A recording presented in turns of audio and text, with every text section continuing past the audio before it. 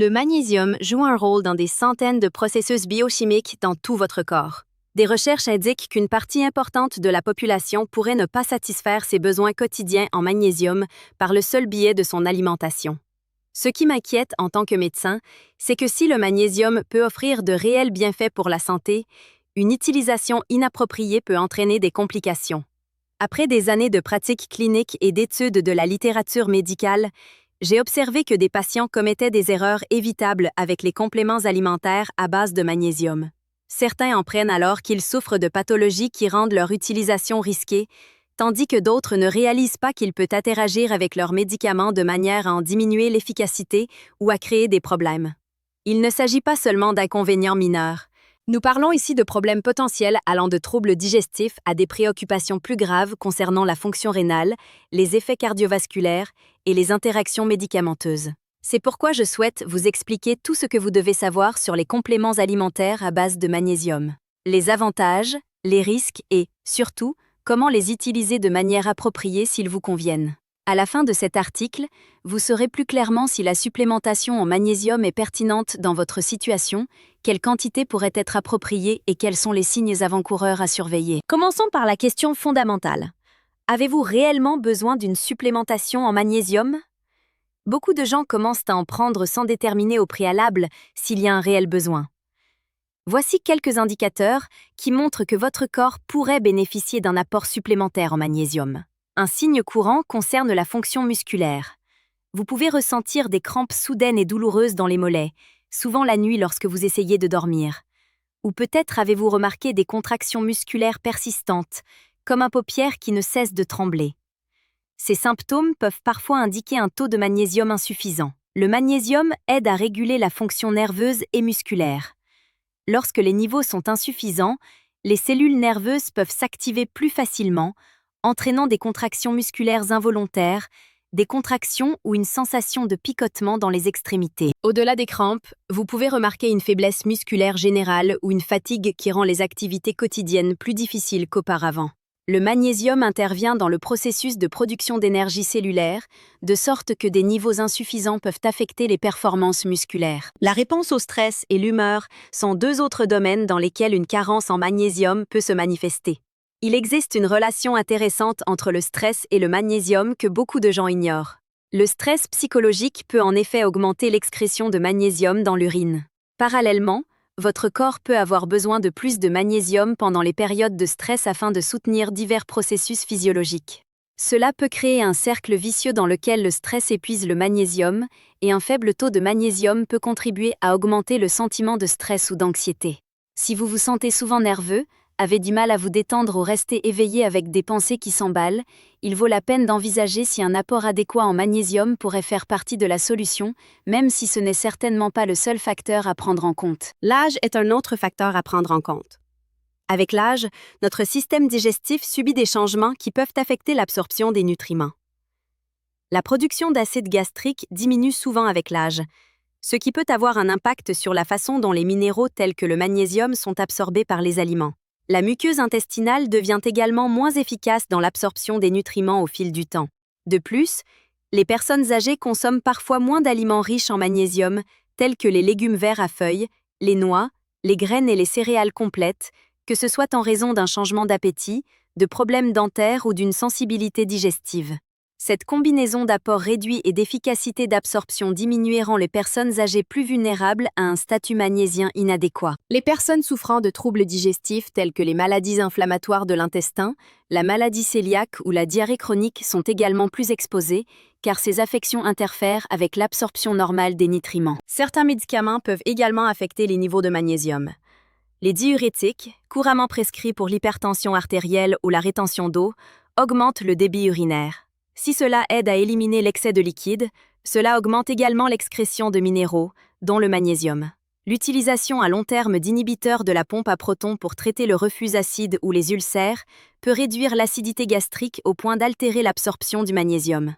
Si vous prenez ces médicaments depuis longtemps, votre professionnel de santé pourra souhaiter surveiller votre statut en magnésium. Les personnes atteintes de diabète sont confrontées à des défis supplémentaires. Une glycémie élevée entraîne une augmentation de la miction, car les reins s'efforcent d'éliminer l'excès de sucre et le magnésium peut être perdu au cours de ce processus. De plus, le magnésium intervient dans le fonctionnement de l'insuline, de sorte qu'un taux insuffisant peut contribuer à un mauvais contrôle de la glycémie. Cependant, la prudence est de mise dans ce domaine. Si le diabète a affecté la fonction rénale, la supplémentation en magnésium nécessite une surveillance médicale, car les reins altérés peuvent ne pas éliminer efficacement l'excès de magnésium. La consommation régulière d'alcool affecte le magnésium de plusieurs façons. Elle peut interférer avec son absorption dans les intestins et augmenter les pertes par l'urine. Même une consommation modérée d'alcool sur une longue période peut avoir un impact progressif sur les réserves de magnésium. De même, les personnes qui pratiquent une activité physique intense ou qui travaillent dans des environnements chauds perdent du magnésium par la transpiration. Si vous êtes un athlète, un travailleur en extérieur ou simplement une personne qui transpire beaucoup régulièrement, vos besoins en magnésium peuvent être plus élevés. Certaines preuves suggèrent également que le magnésium peut contribuer à une pression artérielle saine. Le magnésium semble avoir un léger effet relaxant sur les parois des vaisseaux sanguins, ce qui pourrait théoriquement favoriser la circulation sanguine. Bien qu'il ne remplace pas les médicaments contre l'hypertension, un apport adéquat en magnésium pourrait jouer un rôle de soutien dans la santé cardiovasculaire. Un autre facteur mérite d'être mentionné: l'apport alimentaire. Les pratiques agricoles modernes et la transformation des aliments ont modifié la teneur en nutriments de notre alimentation.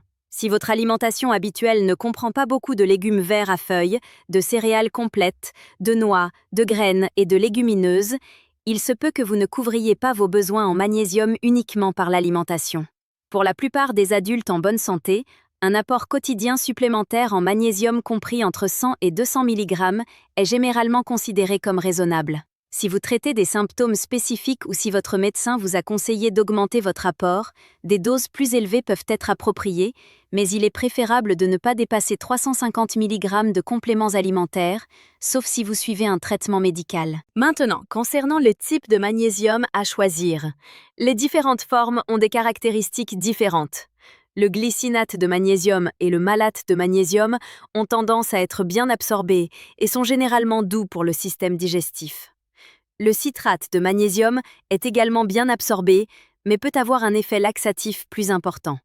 L'oxyde de magnésium est mal absorbé et agit principalement comme laxatif. Il n'est donc pas le meilleur choix si votre objectif est de prendre un complément alimentaire plutôt que de soulager la constipation. Passons maintenant aux personnes qui doivent faire preuve de prudence ou éviter complètement les compléments alimentaires à base de magnésium. Le groupe le plus critique est celui des personnes souffrant d'insuffisance rénale. Vos reins sont chargés de filtrer et d'éliminer l'excès de magnésium. Lorsque la fonction rénale est compromise, le magnésium peut s'accumuler dans le sang jusqu'à atteindre des niveaux potentiellement dangereux, une affection appelée hypermagnésémie. Les premiers symptômes peuvent inclure des nausées, des vomissements et de la diarrhée. À mesure que les niveaux continuent d'augmenter, des effets plus graves peuvent apparaître, notamment une faiblesse musculaire importante, une pression artérielle anormalement basse, des difficultés respiratoires et des arythmies cardiaques. Dans les cas graves, des niveaux extrêmement élevés de magnésium peuvent affecter gravement la fonction cardiaque. J'ai déjà soigné une patiente âgée atteinte d'une maladie rénale chronique légère qui avait commencé à prendre du magnésium pour soulager sa constipation sans consulter son médecin. En moins d'une semaine, elle a développé des symptômes inquiétants. Elle se sentait anormalement fatiguée et nauséeuse, ce qu'elle a d'abord attribué à une maladie virale. Lorsque sa famille l'a amenée pour un examen, les analyses sanguines ont révélé des niveaux de magnésium dangereusement élevés, nécessitant une hospitalisation. Si vous souffrez d'une insuffisance rénale, quelle qu'en soit la gravité, la supplémentation en magnésium ne doit être effectuée que sous surveillance médicale directe. Les personnes souffrant d'hypotension doivent également être prudentes. Le magnésium a un effet hypotenseur, ce qui peut être bénéfique pour les personnes souffrant d'hypertension, mais problématique pour celles dont la tension artérielle est déjà basse. Une baisse supplémentaire de la tension artérielle peut entraîner des vertiges, des étourdissements et un risque accru de chute. Je me souviens d'un patient âgé d'une soixantaine d'années dont la tension artérielle était généralement d'environ 103/65. Il a commencé à prendre du magnésium pour soulager ses crampes musculaires. Le 3e jour, il s'est levé de sa chaise et a été pris de violents vertiges. Sa femme a vérifié sa tension artérielle et a constaté qu'elle avait considérablement baissé. Après avoir arrêté le magnésium, sa tension artérielle est revenue à son niveau habituel en quelques jours. Les personnes souffrant de certaines affections cardiaques, en particulier celles qui ont un rythme cardiaque lent ou des anomalies de conduction, doivent également être prudentes. Le magnésium peut affecter l'activité électrique du cœur. Chez une personne dont le cœur bat déjà lentement, un apport supplémentaire en magnésium pourrait le ralentir davantage, provoquant potentiellement des symptômes tels que fatigue, faiblesse ou vertige. L'un de mes patients avait un rythme cardiaque de base dans les 50, que nous surveillons mais ne traitions pas. Il a commencé à prendre du magnésium pour aider son sommeil. Lors de son rendez-vous suivant, nous avons constaté que sa fréquence cardiaque était tombée à environ 40 battements par minute. Après avoir arrêté le magnésium, sa fréquence cardiaque est progressivement revenue à son niveau habituel. Les interactions médicamenteuses sont un autre élément important à prendre en compte. Le magnésium peut se lier à certains antibiotiques dans le tube digestif, notamment les tétracyclines et les fluoroquinolones, réduisant leur absorption et pouvant les rendre moins efficaces. Si vous devez prendre les deux, il faut les espacer d'au moins 2 heures. J'ai vu des patients terminer un traitement antibiotique qui n'avait pas complètement guéri leur infection parce qu'ils prenaient du magnésium en même temps, ce qui empêchait une absorption adéquate du médicament. Le magnésium a également des propriétés relaxantes pour les muscles, donc le combiner avec des relaxants musculaires sur ordonnance pourrait intensifier ses effets, provoquant potentiellement une sédation excessive ou affectant la pression artérielle et la fréquence cardiaque. Certains médicaments pour le cœur, en particulier la digoxine, nécessitent une surveillance attentive lorsqu'ils sont pris avec du magnésium, car l'interaction peut affecter le fonctionnement du médicament.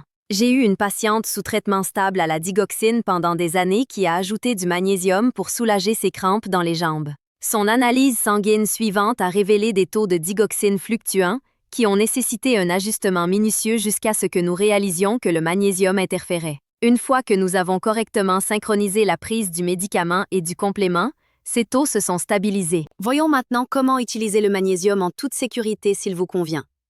Tout d'abord, si vous prenez des doses élevées de vitamine D, généralement définies comme supérieures à 4000 unités internationales par jour, vous devez savoir que la vitamine D augmente l'absorption du calcium, ce qui augmente à son tour l'utilisation du magnésium.